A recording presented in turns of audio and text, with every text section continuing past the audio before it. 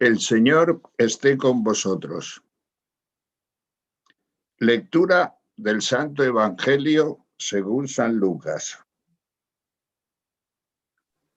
En aquel tiempo Juan, llamando a dos de sus discípulos, los envió al Señor diciendo: ¿Eres tú el que ha de venir o tenemos que esperar a otro?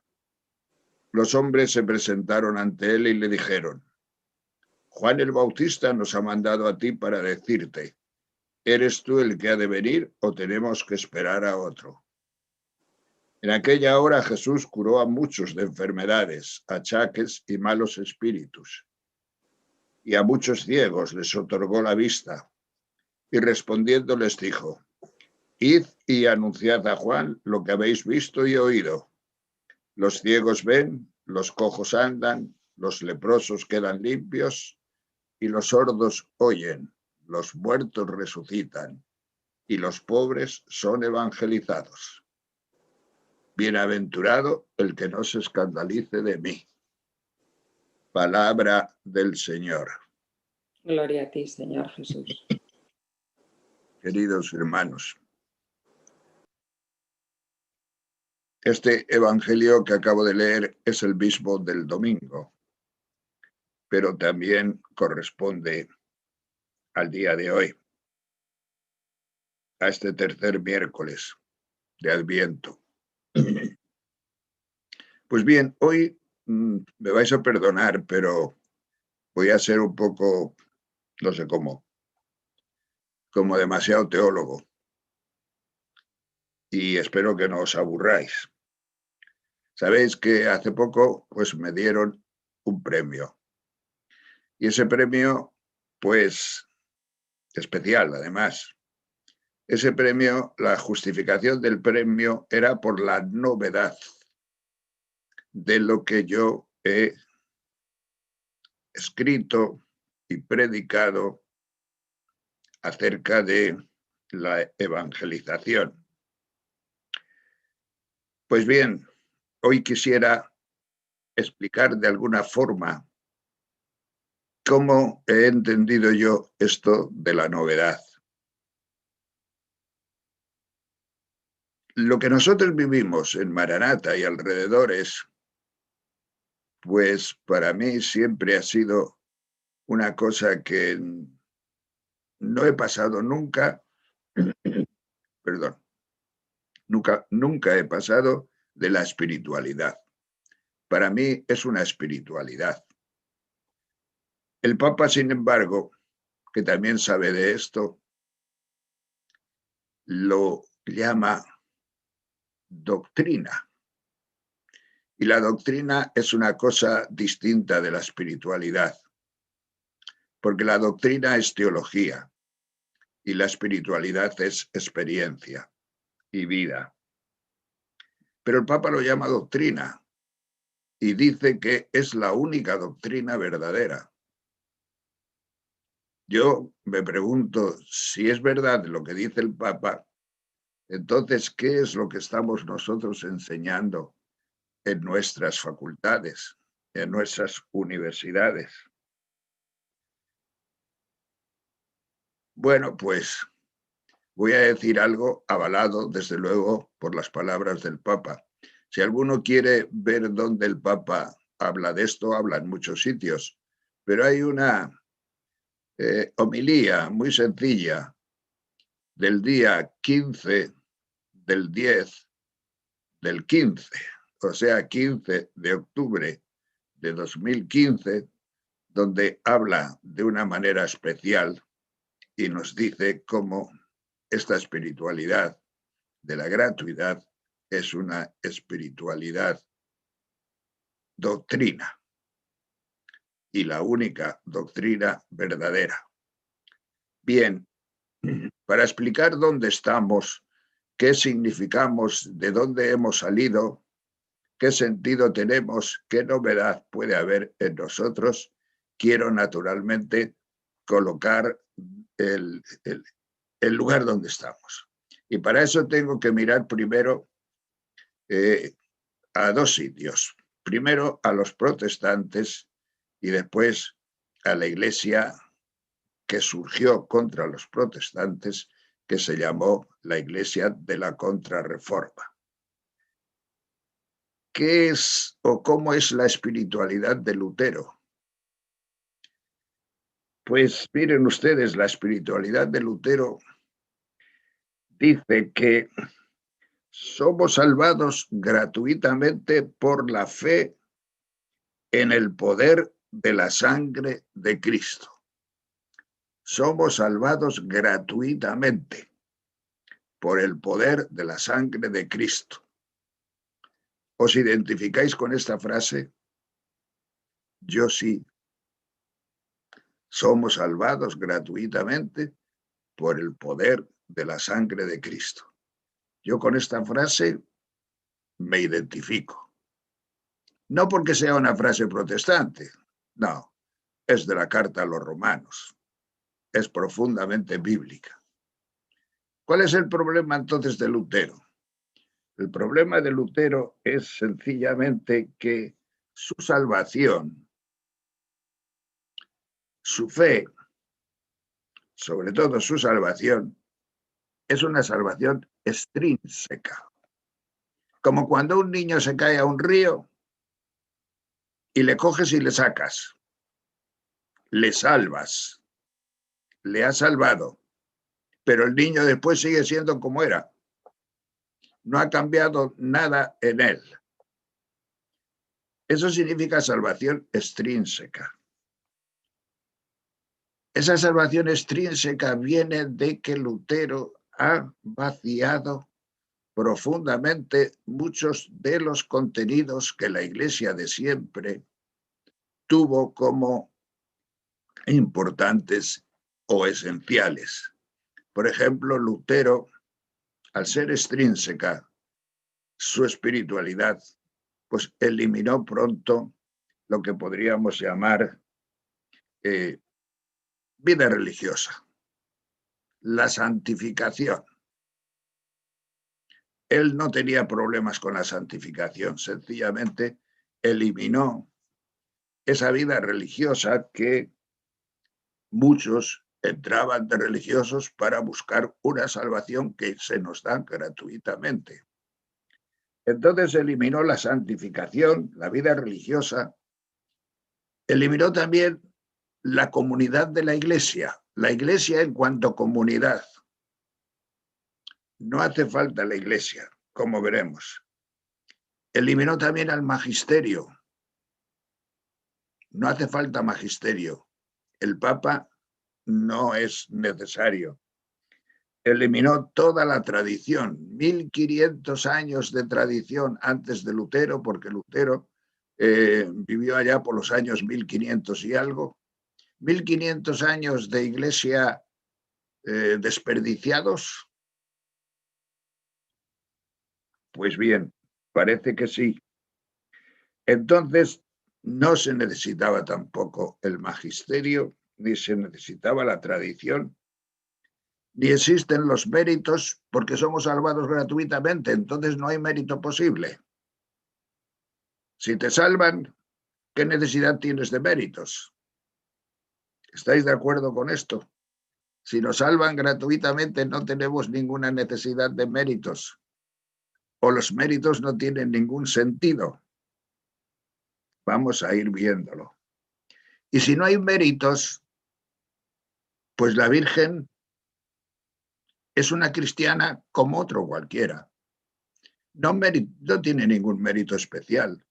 Ha sido salvada por la gratuidad de Jesucristo, como otro cualquiera. Los santos, pues los santos no hay por qué venerarlos, ni por qué honrarlos de ninguna manera.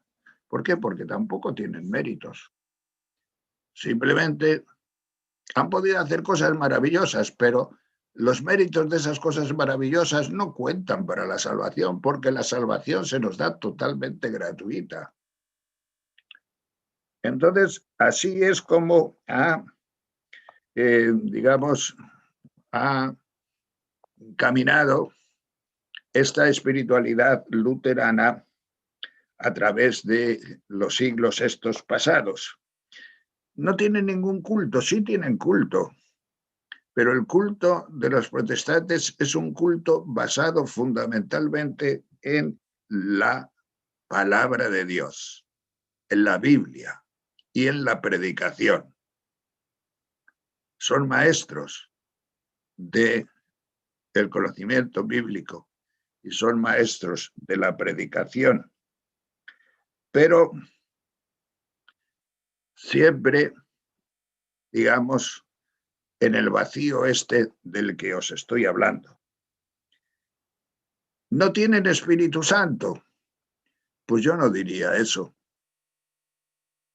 Tienen Espíritu Santo. Y de hecho hoy, aunque gran parte de los protestantes están perdiendo prácticamente toda la clientela, vamos a decir así, sin embargo, los evangélicos, que son protestantes, pues tienen una fuerza muy grande. Hay vivencia espiritual profunda con Jesucristo y con la palabra de Dios y sus canciones y tantas cosas. El Espíritu Santo es tan bueno que aunque tengamos una teología mala o una espiritualidad con déficit en el que le faltan muchas cosas muy importantes, está también ahí. El Espíritu Santo no quiere que se condene a nadie, naturalmente. Por eso derrama sus dones y derrama sus fuerzas también aquí. Entonces no podemos decir, los protestantes se condenan. Pues mire usted, no, el Espíritu Santo, que es el Espíritu que nos viene por Jesucristo, y los protestantes aman a Jesucristo, pues hace que naturalmente estas personas puedan vivir su cristianismo, que para mí, desde luego, pues está muy vaciado. Una vez estaba yo, a mis 22 años, estaba en una sacristía, en un pueblo de Alemania totalmente protestante. Y había una chica allí y me dice, porque eran tiempos cuando los protestantes, no había todavía ecumenismo, cuando los protestantes y los católicos no se entendían para nada. Y entonces la chica vino hacia mí y me dijo, ¿tú eres católico? Digo, sí. Y ella me dijo, pues a mí en algunas cosas me gustaría ser católica. Dice, sobre todo en 3 cosas. La primera es, a mí me gustaría comulgar, como comulgan los católicos, creyendo en una presencia real de Jesucristo en el pan y en el vino. Nosotros no tenemos eso. Dice, y me gustaría confesarme. Me gustaría que nosotros tuviéramos el sacramento de la confesión, que tampoco tienen. Y terminó diciendo, y me gustaría que el matrimonio fuera para siempre, como los católicos, como vosotros. Entre nosotros el matrimonio no es para siempre. Yo no he investigado estas cosas. Sé que la Eucaristía para ellos es un simulacro porque prácticamente lo que comen allí es pan bendito, pero no tienen esa fuerza de la transustanciación que tenemos nosotros, es decir, de la conversión del pan y del vino en el cuerpo y la sangre de nuestro Señor Jesucristo.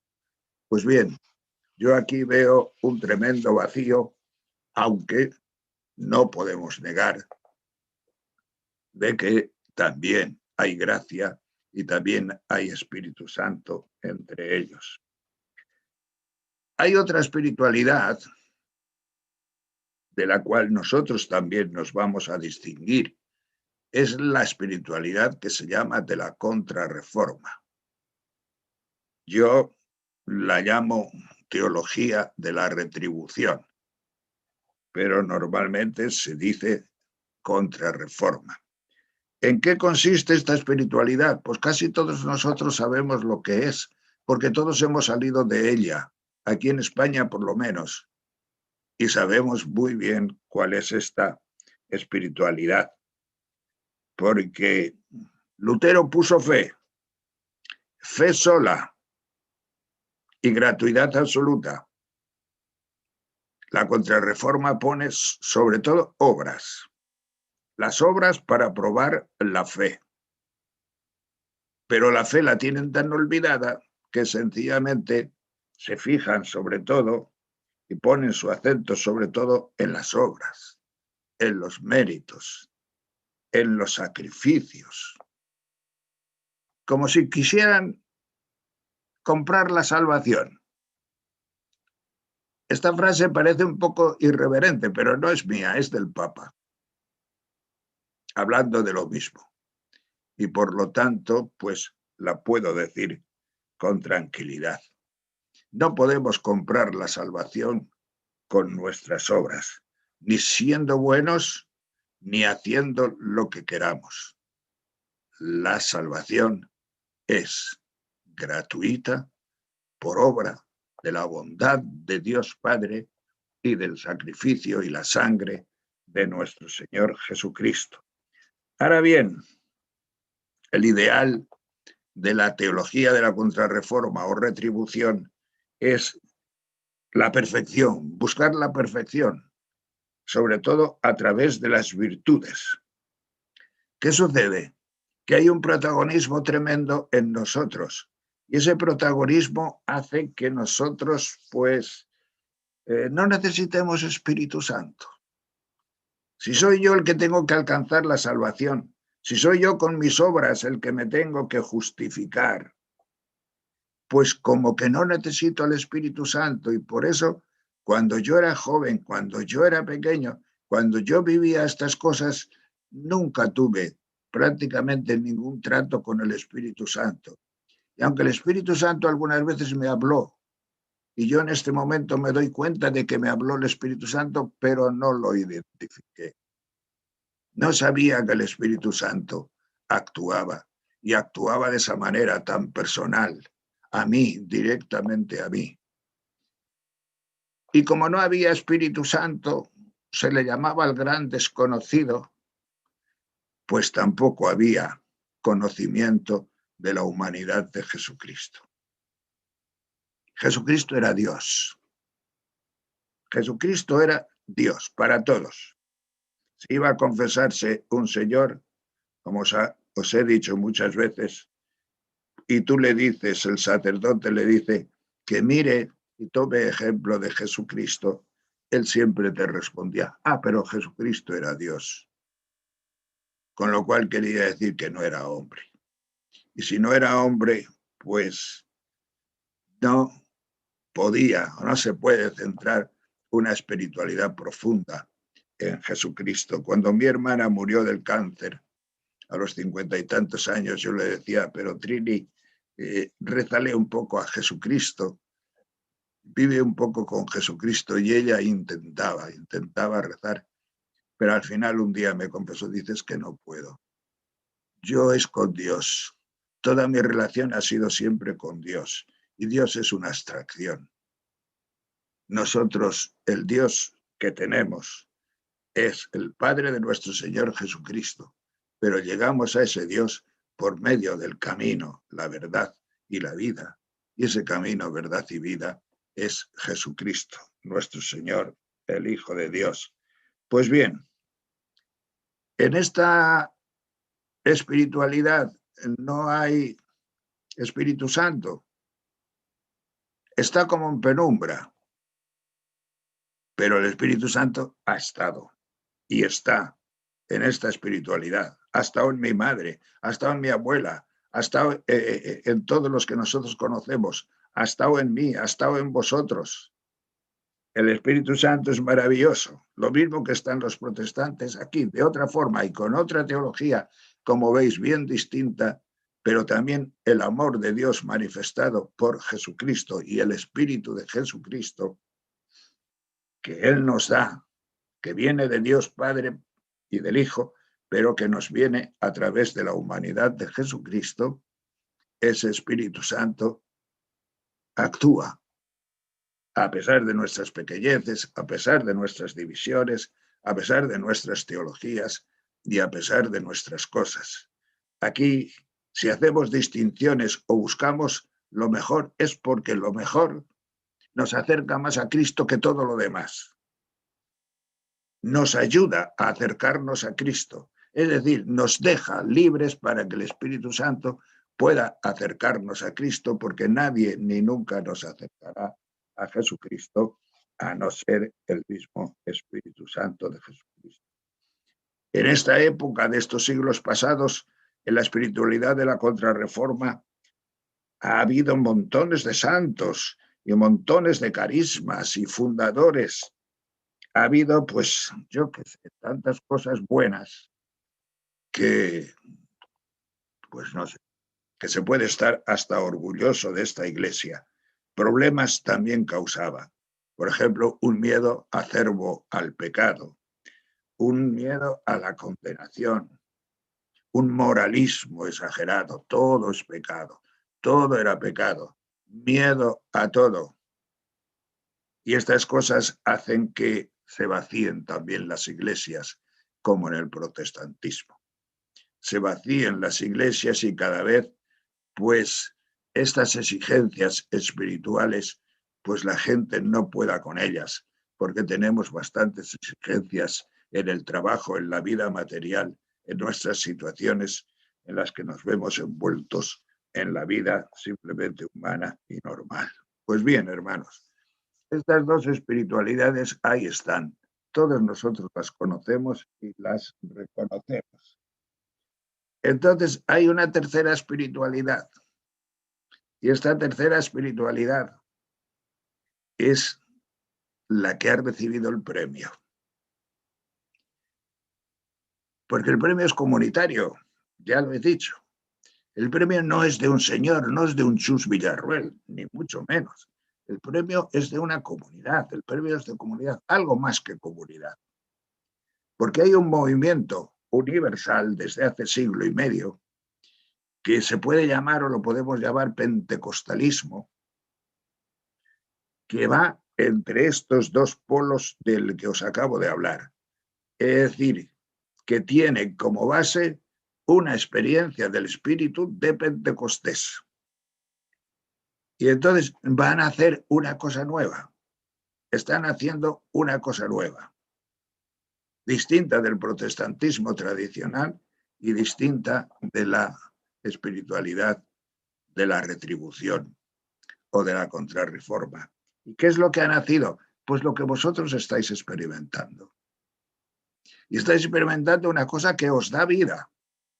Como estoy hablando de espiritualidades, la espiritualidad se distingue de la teología en que la teología es una cosa del logos, es mental, funciona con ideas, mientras que la espiritualidad es experiencia, funciona con vivencias, es distinto.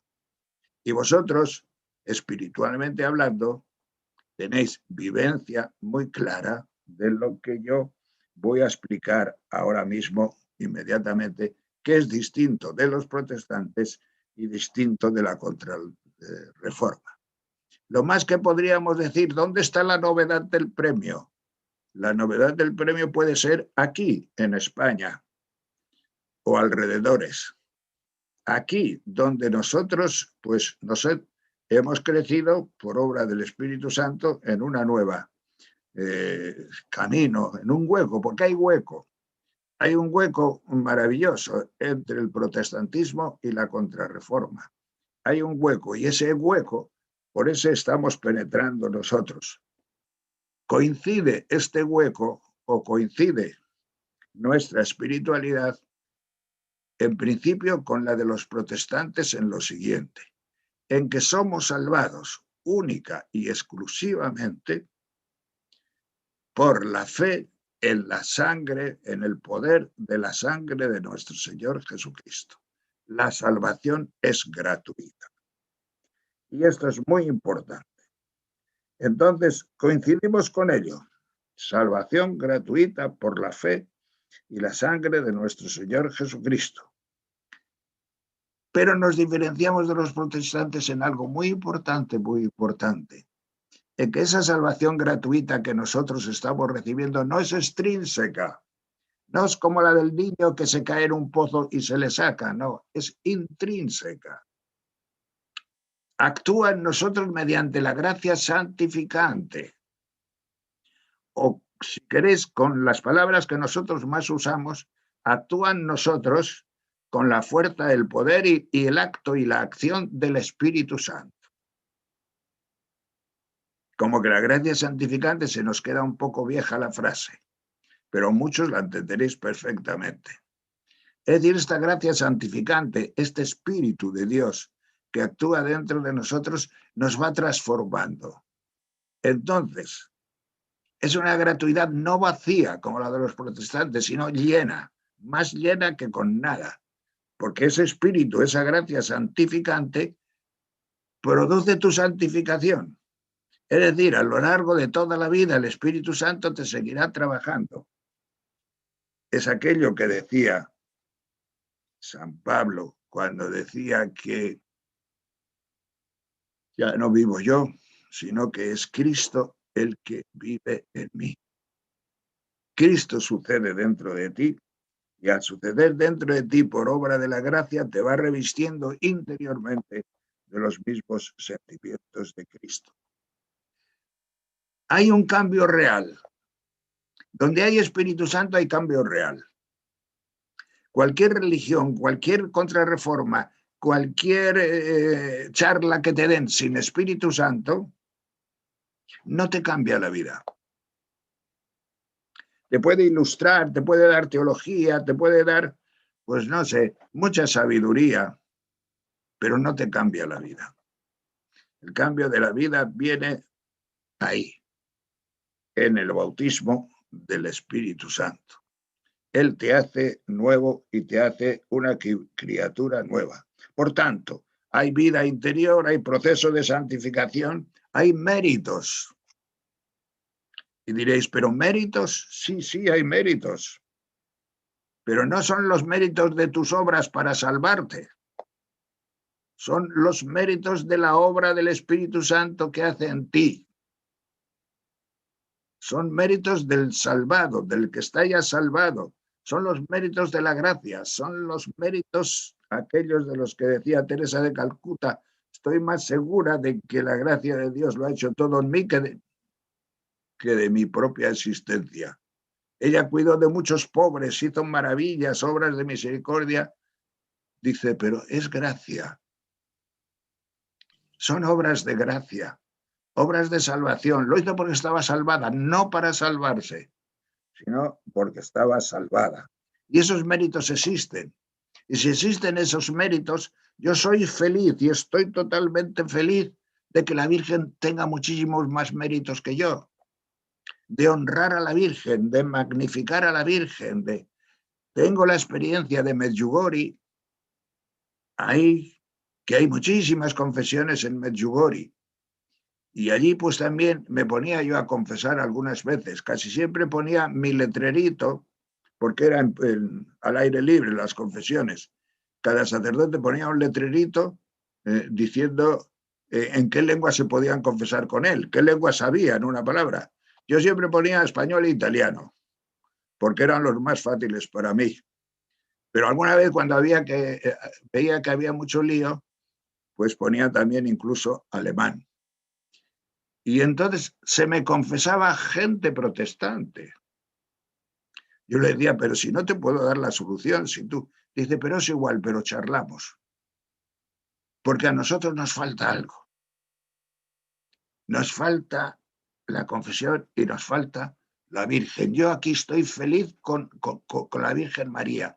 Yo no puedo aceptar que la Virgen María sea igual que yo, que no tenga más méritos que yo. No, yo soy muy feliz con que la Virgen sea maravillosamente superior a mí. Una criatura de Dios que a mí no me producen celos, me producen más bien pues alegría, gozo y bendición y acción de gracias. La Iglesia igual. Soy feliz con tener papa.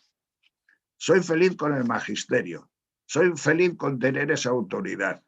Soy feliz sabiendo que nuestra comunidad y todas nuestras comunidades están salvaguardadas en una unidad superior que tiene como base a aquel que Dios ha puesto como vicario de Cristo. que no es democráticamente elegido por la Iglesia. No, no, no. No es una democracia. No es la Iglesia la que sostiene al Papa. Es el Papa el que sostiene la Iglesia. Jesucristo dijo claramente, sobre esta piedra edificaré yo mi iglesia. La iglesia se sostiene en la piedra, no la piedra en la iglesia. Sobre esta piedra, mi vicario, sobre esta piedra edificaré yo mi iglesia. Pues bien, los protestantes esto no quieren ni oírlo, no quieren verlo, pero además de coincidir literalmente y totalmente con el Evangelio y la palabra de Dios, pues para mí también es una cosa que realmente pues me produce un efecto muy interior de acción de gracias a Dios por tener papa, por tener santos en la iglesia, por tener personas más importantes que yo.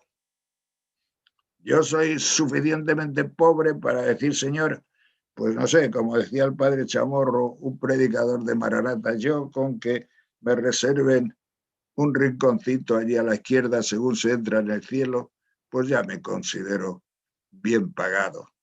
Pues a mí me pasa igual, porque pues, ¿qué tiene uno que no haya recibido? Yo pues tengo lo que haya recibido nada más. Bien, hermanos, y termino ya, no porque se me haya agotado el tema, porque este tema es de 1 hora o hora y media, pero ya se han cumplido, me parece, sí, ya vamos por los 30 minutos o 31 minutos, pero somos pecadores nosotros, porque puede decir alguno, pero vosotros es que no tenéis sentido del pecado. O sea, estáis salvados, ¿verdad? No sois pecadores. Mire, sí, usted, le digo una cosa, yo soy pecador. Y además lo resiento, me resiento como pecador, pero le voy a decir una cosa que dice San Pablo muy claramente en la carta a los Romanos, que desde el momento en que yo no quiero el pecado, no lo quiero, aunque me venza mi carne y lo cometa, desde el momento en que no lo quiero, el pecado ya no tiene dominio sobre mí.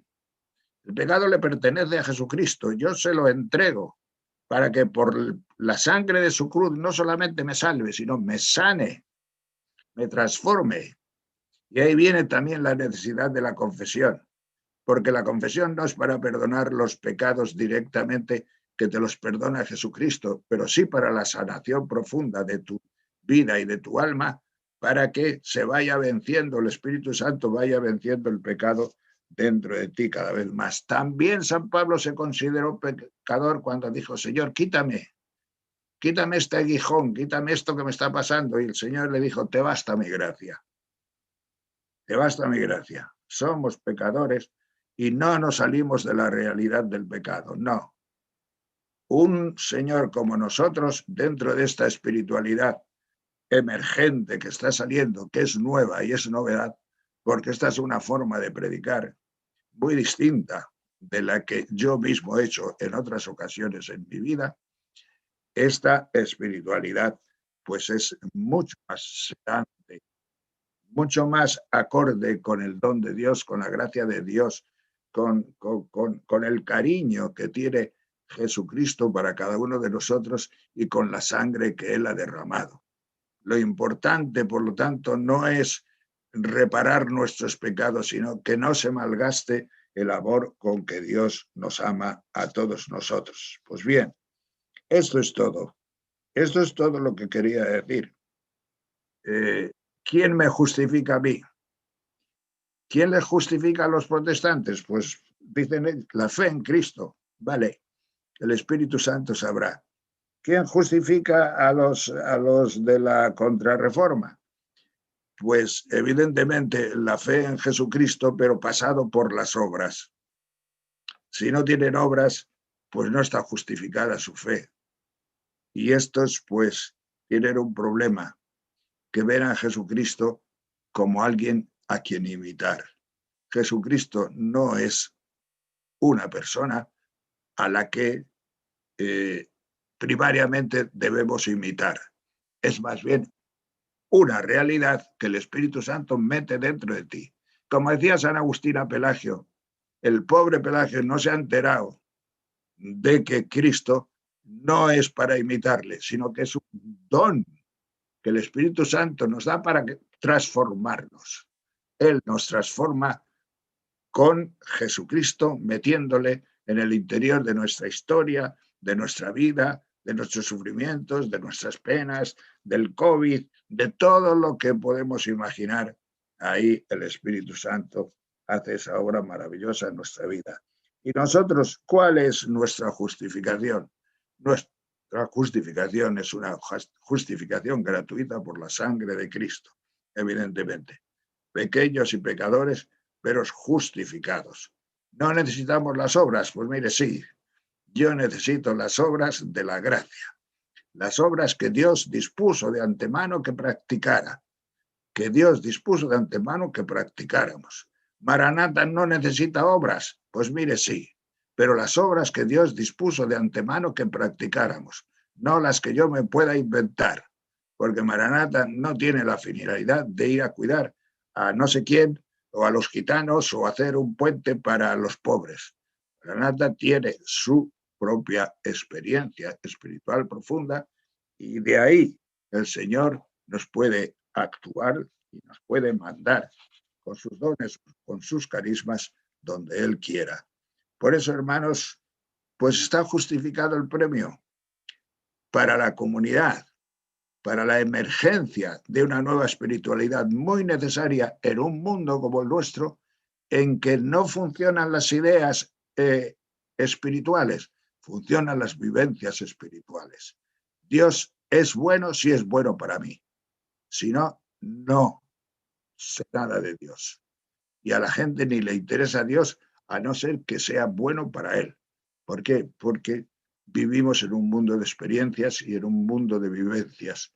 Y eso es lo que en este momento nos puede salvar. Gloria al Señor.